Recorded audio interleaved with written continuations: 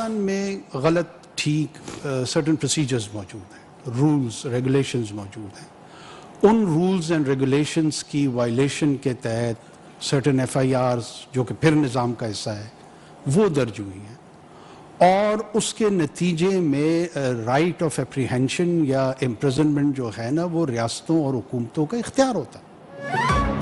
रियासती इदारों पर हमले हर मुल्क में जुर्म है।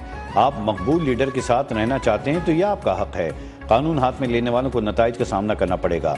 निगला वज़ीर आज़म अनवारुल्लाह काकड़ की स्वाबी में तलबा तालबात से गुफ्तगू। कहा, मुल्क में अमन व अमान हमारी तरजीह है। रियासती इक़दामात क्यों किए गए ये सवाल गलत है। रियासत का निज़ाम आइन और कानून के मुताबिक चलता है। मुल्क में कोई भी लीडर मकबूल हो जाए इससे कोई मसला नहीं। मकबूलियत बेहतर डिलीवरी में तब्दील नहीं होती तो तबाहकुन होती है। मुल्क में आम इंतख़ाबात 8 फरवरी को ही होंगे। जो भी हुकूमत आएगी वो आइन के तहत निज़ाम तब्दील कर सकती है।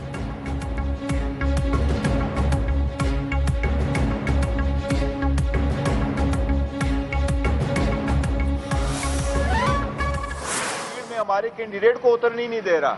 इनकी इतनी घबराहट हो गई। अगर इतनी घबराहट ना हो तो क्या फर्क पड़ता है कि आप किसी को नॉमिनेशन फॉर्म आप ना ले लें। हम तो नहीं चाहते कि इलेक्शन जो है वो अनकंटेस्ट हो, अनअपोज्ड इलेक्शन। हमको तो कहते हैं मुकाबला करो, फ्री फेयर ट्रांसपेरेंट वो कर दे। बानी PTI मियां वाली लाहौर और इस्लामाबाद के 3 हलकों से इलेक्शन लड़ेंगे। चेयरमैन PTI बैरिस्टर गौहर का ऐलान। कहा, चाहते हैं इलेक्शन बर वक्त हों। इस मौके पर चीफ इलेक्शन कमिश्नर को ना हटाया जाए। बानी PTI की सजा खत्म करने का फैसला भी जल्द आए। सबसे बड़ी सियासी जमात को इंतखाबी निशान मिलना उसका हक है। 41 जमातें इकट्ठी हो जाएं तो भी उनको शिकस्त देंगे। सरदार लतीफ खोसा बोले, किसी पार्टी पर पाबंदी लगाने का वक्त गुजर चुका। किसी को गिरफ्तार करेंगे तो वो जेल से इलेक्शन लड़ेगा। नवाज शरीफ चाहते हैं आरोज भी उनकी मर्जी के हों और इलेक्शन की तारीख भी।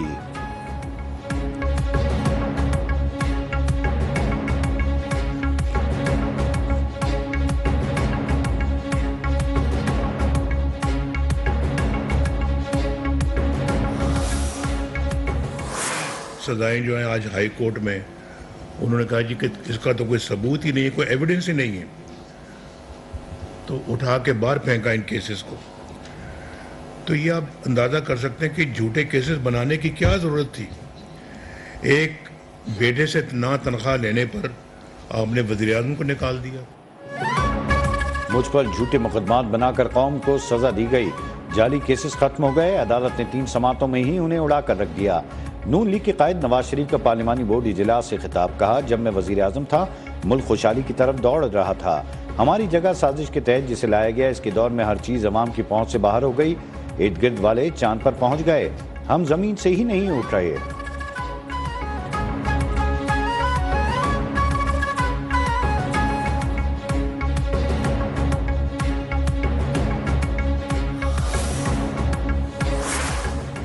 साबिक वज़ीर आज़म नवाज शरीफ का मानसेरा से इंतखाबी दंगल में उतरने का इम्कान। NA 15 से कागजात नामजदगी हासिल। NA 194 ने लाड़काना से बिलावल भुट्टो जरदारी के लिए कागजात नामजदगी हासिल कर लिए गए। NA 242 कराची में शहबाज शरीफ की जानिब से कागजात हासिल। इसी नशिस्त पर MKM के मुस्तफ़ा कमाल ने भी कागजात जमा करा दिए। सरबराह इस्तेहकाम पाकिस्तान पार्टी जहांगीर तरीन का कौमी असम्बली के 1 और सूबाई असम्बली के 2 हलकों से इलेक्शन लड़ने का फैसला। शेख रशीद और शेख राशिद ने रावलपिंडी से कागजात नामजदगी हासिल कर लिए।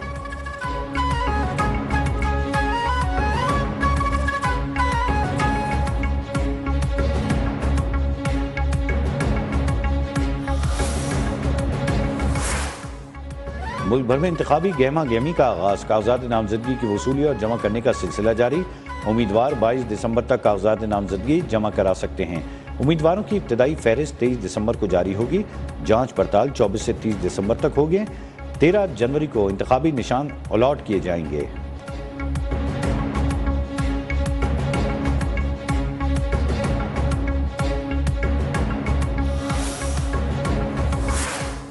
कागजात नामजदगी जमा कराने की मुद्दत 3 दिन बढ़ाई जाए। JUI के बाद MKM ने भी इलेक्शन कमीशन से दरख्वास्त कर दी।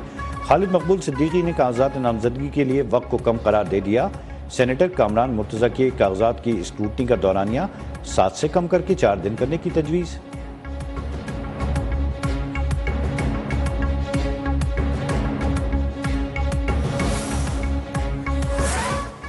मुस्लिम लीग नून का चीफ इलेक्शन कमिश्नर पर भरपूर एतमाद का इजहार। हल्का बंदियों पर हमारे भी तहफ़्फ़ुज़ात दूर नहीं हुए, लेकिन इसका मतलब ये नहीं कि इंतखाबी इदारे जानिबदार हैं। अता तारड़ ने वाज़े कर दिया। मलिक अहमद खान बोले, वकला तंजीमों के चीफ इलेक्शन कमिश्नर पर तहफ़्फ़ुज़ात समझ से बालातर हैं। इलेक्शन को मुतनाज़ा बनाना किसी सूरत दुरुस्त नहीं।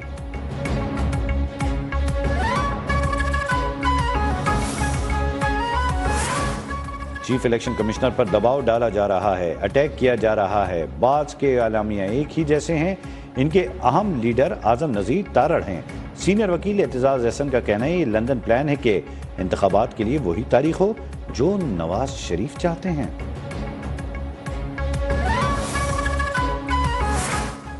ताहयात नाअहली पर अदालती फैसले और इलेक्शन एक्ट में तजाद से मुताल्लिक केस समाअत के लिए मुकर्रर। चीफ जस्टिस काजी फाइज ईसा की सरबराही में सुप्रीम कोर्ट का 7 रुकनी बेंच 2 जनवरी को समाअत करेगा।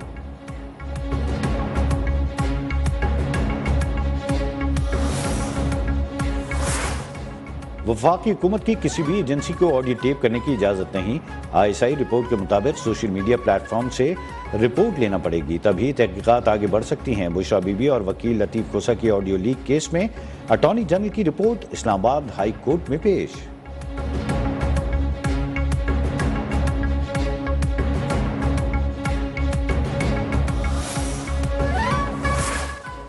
मुल्की मईशत के लिए अच्छी खबरें। आलमी बैंक ने पाकिस्तान के लिए $35 करोड़ कर्ज की मंजूरी दे दी। कर्ज की मंजूरी राइज टू प्रोग्राम के तहत दी गई। पाकिस्तान और एशियाई तरक्याती बैंक के दरमियान $1 अरब 20 करोड़ कर्ज के मुआहदों पर दस्तखत। मुआहदों में खवातीन को माली तौर पर मुख्तार बनाने समेत मजमूई तौर पर 6 मनसूबे भी शामिल।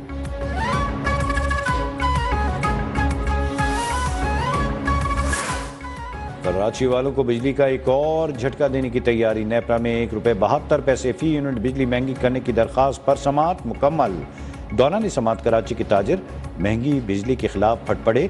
हर माह बिजली निर्खों में इजाफा नाकाबिले बर्दाश्त करार। कहा, कभी फ्यूल प्राइस तो कभी यूनिफॉर्म टैरिफ कारोबार के लिए तबाह कुन हैं।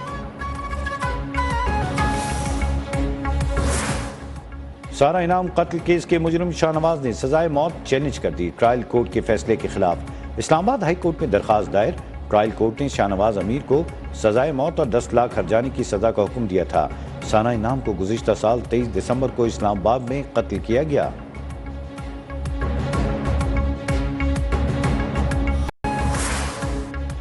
वलाई इलाकों में शदीद सर्दी, मैदानी इलाकों में धुंध, मुख्तलिफ मकामात पर मोटरवेज बंद। अहम शाहराहों पर भी ट्रैफिक मुतासर रही। वस्ती पंजाब में स्मोक की सूरत हाल बरकरार। आलूदा तरीन शहरों में लाहौर सरे फहरिस्त।